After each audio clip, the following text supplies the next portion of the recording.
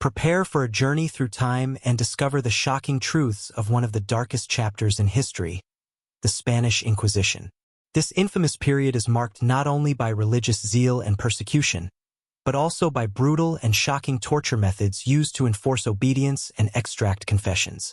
In this video, we delve into the horrific world of the Inquisition's torture devices, exploring their grim details and the psychological horror they inflicted on countless victims. The Iron Maiden of Nuremberg. This infamous device is considered one of the cruelest and most horrific torture instruments in history. The Iron Maiden was a sarcophagus-like structure, typically made of wood and iron, designed to enclose the victim placed within. The inner surfaces of the Iron Maiden were lined with sharp iron spikes, strategically positioned to pierce the body in non-lethal places, thus prolonging the agony without causing immediate death. The concept behind Iron Maiden was not only physical torture, but also psychological terror. The victims were forced to stand upright within the narrow confines of the device, and as the heavy doors slowly closed, the iron spikes pressed into their flesh. These spines were carefully arranged to avoid vital organs and ensure that the pain caused was unbearable and long-lasting. The slow and deliberate closing of the Iron Maiden meant that the victim was fully aware of the impending pain and could do nothing to escape it. It is worth noting that the existence and use of the Iron Maiden have been the subject of historical debate. Some historians argue that many accounts of the Iron Maiden are exaggerated or even fabricated, and point out that the device may have been more symbolic than functional. The strappato technique, strappato, or corda in Italian. This brutal torture method was a favorite tool of the Spanish Inquisition to extract confessions and enforce compliance. In the strappato technique, a person is suspended by the wrists, which are tied behind the back. This method is designed to cause excruciating pain by dislocating the shoulders and placing severe strain on the muscles and ligaments.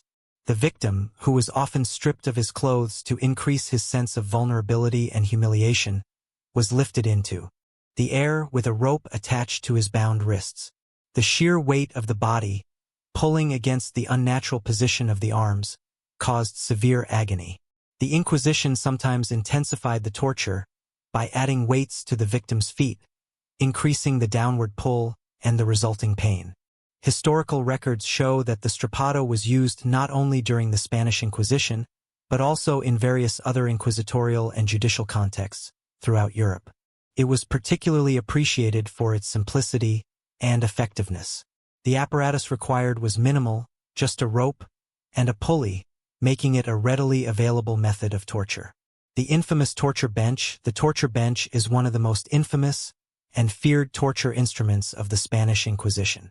Its design and execution were intended to maximize physical pain and psychological terror, making it a symbol of the Inquisition's relentless pursuit of confessions and adherence to orthodoxy. The frame consisted of a rectangular wooden frame with a roller at each end. The victim's ankles and wrists were securely fastened to the rollers, with leather straps or ropes. As the inquisitors turned the rollers, the victim's body gradually stretched, causing excruciating pain. The stretching process was slow and deliberate and was designed to cause maximum pain over a prolonged period of time. This method caused joint dislocations, muscle and ligament tears, which often led to irreversible physical damage. The psychological impact of the rack was profound. The mere anticipation of the torture, coupled with the visual presence of the device, was enough to break the spirit of many prisoners. Historical accounts of the use of the rack show its effectiveness in extracting confessions. In his Book of Martyrs, the historian John Fox reports numerous cases in which the rack was used to extract confessions from suspected heretics. Torment of the wheel, the breaking wheel, or Catherine wheel. This device was one of the most brutal and public torture methods used during the Spanish Inquisition. The wheel was a large wooden device, with spokes designed to hold the victim's body in place.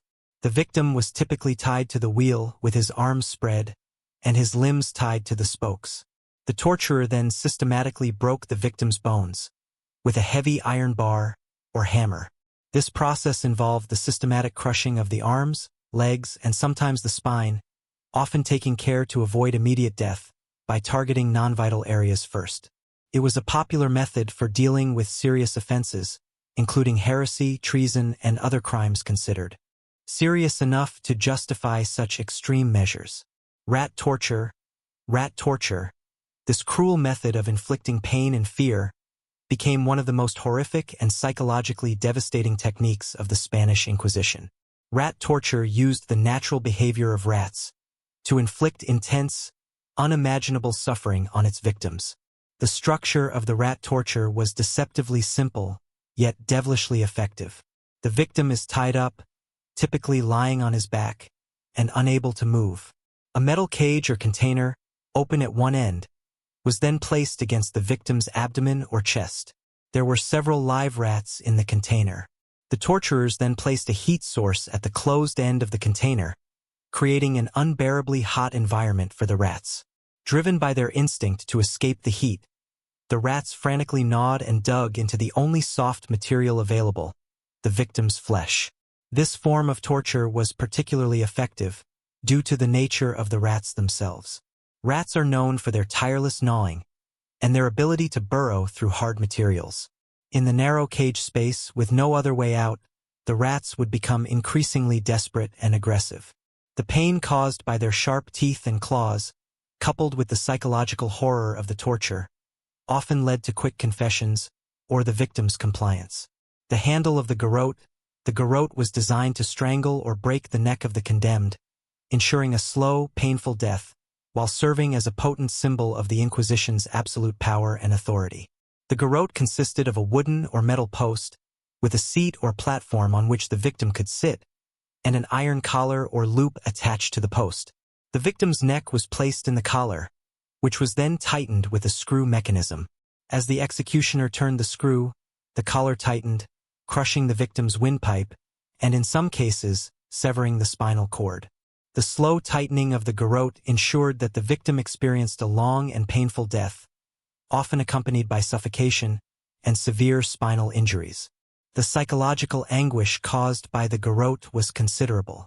The condemned were fully aware of their impending death, often watching the device being set up and feeling the gradual constriction around their necks. The design and use of the garrote reflect a broader historical context of judicial execution and torture. Similar devices were used throughout Europe, and the garrote remained in use in Spain until the end of the 20th century. The continued presence of the device underscores its effectiveness as an instrument of state-sanctioned punishment and control. The tools used by the Spanish Inquisition are terrible reminders of a time when fear and pain were tools of control. By knowing these tools, we gain understanding into the dark parts of human history and the extreme steps institutions will go to maintain power. Stay tuned for more past-related explorations, and if you found this journey helpful, please like, subscribe, and ring the notification bell to go even deeper into history.